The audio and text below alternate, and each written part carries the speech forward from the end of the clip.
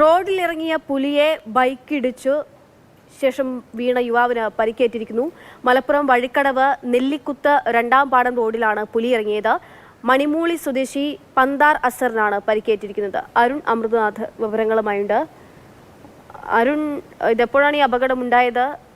വനമേഖലയാണോ? പുലി റോഡിലിറങ്ങിയ സ്ഥലം എന്നൊക്കെ പറയുന്ന വനമേഖലയാണോ ഇത്? ഇദ്ദേഹത്തിന്റെ പരിക്ക് എങ്ങനെയുണ്ട്?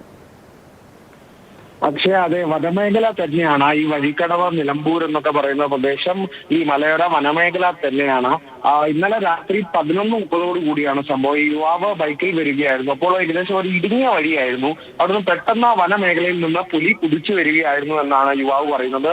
അപ്രതീക്ഷിതമായി തന്നെ ഈ ബൈക്കിന് മുന്നിലേക്ക് പുലി ചാടുന്ന ഒരു സ്ഥിതിയുണ്ടായി. ബൈക്ക് പുലിയെ ഇടിക്കുകയും ഇടിച്ച ആഘാതത്തിൽ യുവാവ് മറിഞ്ഞു വീഴുകയുമാണ് ഉണ്ടായത്. പുലി അപ്പോൾ തന്നെ അടുത്ത എതിർവശത്തുള്ള വനത്തിലേക്ക് ഓടി അകന്നു യുവാവ് പറയുന്നുണ്ട്. ചെറിയ പരിക്കുകളോടെ ആണ് യുവാവിനെ ആശുപത്രിയിൽ ഇന്നലെ രാത്രി തന്നെ പ്രവേശിപ്പിച്ചിട്ടുള്ളത്. സ്ഥിരമായി കാട്ടാന ഉൾപ്പെടെയുള്ള വനമൃഗ ശല്യം ഉണ്ടാകുന്ന മേഖല തന്നെയാണ് ഈ വഴിക്കടവ് നെല്ലിക്കുന്ന് എന്ന് പറയുന്ന പ്രദേശമൊക്കെ തന്നെ. എന്തായാലും വനം വകുപ്പ് ഈ പുലി ഇറങ്ങിയതായി ഔദ്യോഗികമായി ഇതുവരെ സ്ഥിരീകരിച്ചിട്ടില്ല. അക്ഷയ, അരുൺ, ഈ പുലി വരികയും വണ്ടി ഇടിക്കുകയൊക്കെ ചെയ്തത് ജനവാസ മേഖല കൂടിയായിരിക്കില്ല. അപ്പോൾ ഇവിടെ ഇങ്ങനെ പുലിശല്യം ഉണ്ട് എന്നതിൽ എന്തെങ്കിലും, അല്ലെങ്കിൽ പുലി ഇറങ്ങുന്നു എന്നുള്ള ജനങ്ങളുടെ ഭീതിയിൽ എന്തെങ്കിലും ഒരു നടപടിയോ അല്ലെങ്കിൽ അത്തരത്തിലുള്ള ആവശ്യങ്ങളൊക്കെ ഉണ്ടാകുന്നുണ്ടോ അവിടെ?